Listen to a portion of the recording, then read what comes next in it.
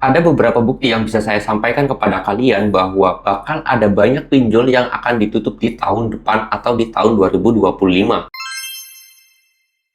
Assalamualaikum warahmatullahi wabarakatuh teman-teman semuanya. Pada kesempatan video kali ini saya ingin membahas tentang akan banyaknya pinjol ditutup di tahun 2025.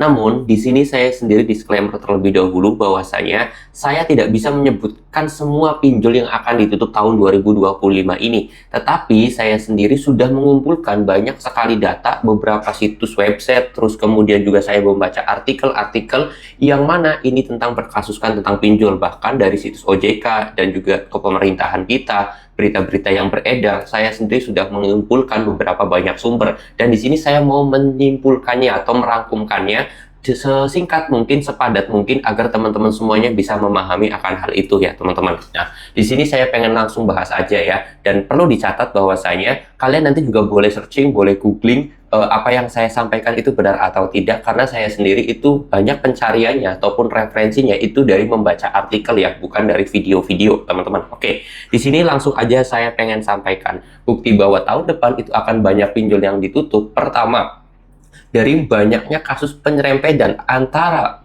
judi online dan juga pinjol, itu masih banyak kaitannya. Kenapa kok bisa seperti itu? Karena sekarang itu lagi banyak sekali beredar bahwa judi online dan juga pinjaman online itu adalah hal yang sekongkol. Benar atau tidaknya saya sendiri kurang tahu secara spesifik, tetapi banyak sekali masyarakat yang telah dirugikan oleh dua hal ini. Yang pertama pinjol dan juga judul. Dan ini menjadi suatu tugas dari pemerintahan Pak Prabowo, yang mana dia itu akan membasmi hal-hal yang merugikan masyarakat, termasuk bisa saja pinjol teman-teman. Nah, kalau masalah pinjol ilegal itu sudah jelas dan sudah pasti bakalan dibasmi semuanya kalau ketahuan. Tetapi yang jadi persoalan mungkin pinjol legal ini. Nah, itu bukti yang pertama.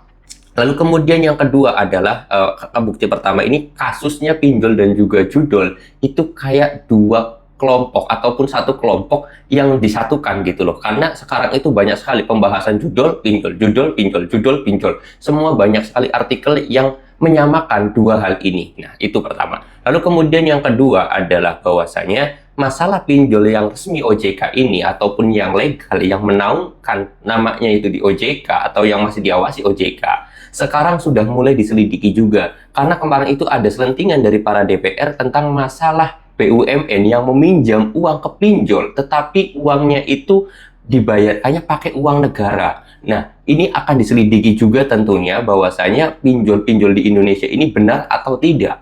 Karena kan kita sudah tahu di lapangan bahwasanya pinjol-pinjol yang resmi OJK, yang masih diawasi OJK itu sekarang banyak sekali yang sudah di luar nalar. Seperti dari kasus iklan, terus kemudian dari kasus yang namanya bunga, terus kemudian biaya administratif, terus kemudian masalah penagihan, semuanya banyak sekali yang melanggar aturan. Dan yang ketiga, yang bukti yang bisa saya sampaikan adalah ketegasan Pak Prabowo Subianto terhadap menangani hal-hal yang sangat merugikan masyarakat, terutama masalah digitalisasi ini, yaitu pertama dari judul itu lagi dibasmi, masalah koruptor lagi dibasmi, terus kemudian sekarang itu lagi yang namanya judul dan juga pinjol menjadi incaran berikutnya, karena sudah terlalu banyak masyarakat yang menjadi korban, banyak masyarakat miskin yang menjadi korban, banyak masyarakat Indonesia yang menjadi miskin gara-gara dua faktor ini. Nah, oleh sebab itu bisa berpotensi besar di tahun 2025 akan ada banyak pinjol yang akan ditutup.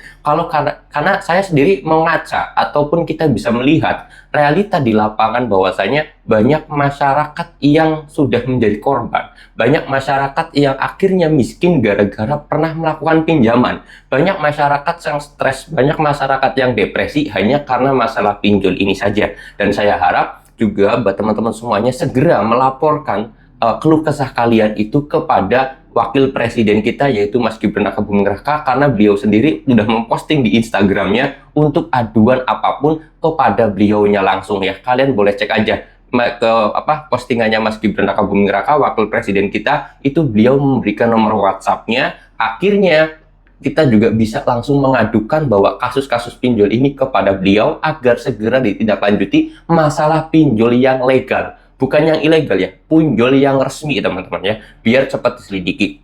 Nah, itu beberapa bukti ataupun beberapa fakta yang saya temukan di lapangan, di situs-situs website, bahwa pinjol ini bisa berpotensi besar ditutup oleh pemerintah tahun 2025. Tinggal bagaimana kita menyikapi hal ini dan kita berani melaporkan. Oke, mudah-mudahan itu aja teman-teman yang dapat saya sampaikan. Kalau kalian ada pertanyaan, boleh tulis aja di kolom komentar, atau kalian juga mau menambahkan hal-hal yang lainnya, kalian boleh tulis di kolom komentar. Saya mau tutup dulu video ini dengan kata Assalamualaikum warahmatullahi wabarakatuh.